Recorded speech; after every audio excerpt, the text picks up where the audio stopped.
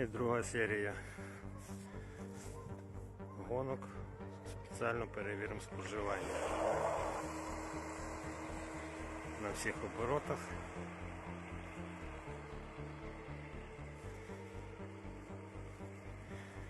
На моторі 4250.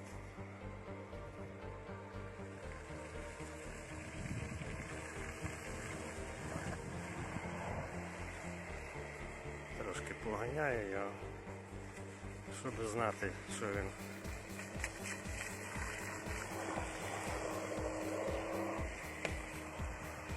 хвилі проходить, він взагалі отлично.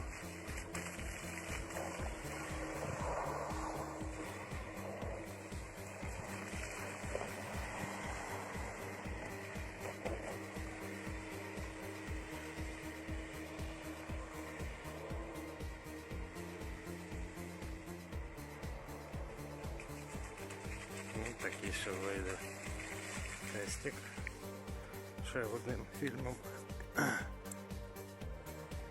Світличко. А зараз подивимося, що він споживає в нас. Так, по споживанню. Зараз ми подивимося.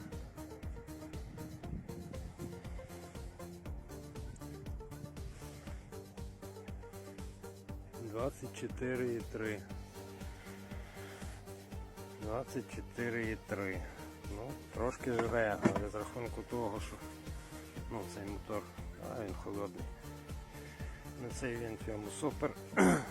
З рахунку того, що батарея стоїть 22 тисячі з половиною мАч, то цього акумулятора хватить на добу за гори, а то ще може більше.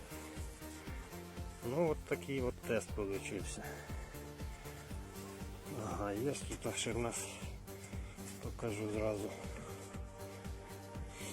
барометр.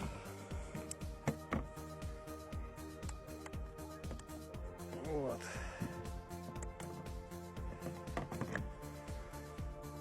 Атмосферний тиск 742,4, а приїхав був 740,5. Тиск росте, мороз передає.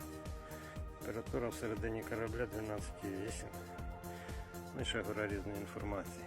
Так що кораблик нафарширований. Робив собі, як то кажуть.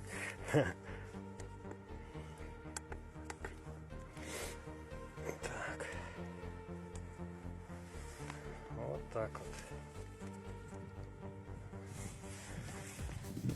Все, на цьому ось такий він вийшов. Від його клейки, звісно, не передає, але грамні такі гарненькі, вони переливаються, як сонце світить. Так чуть-чуть видно, там перелив може. І все. Дякую за увагу.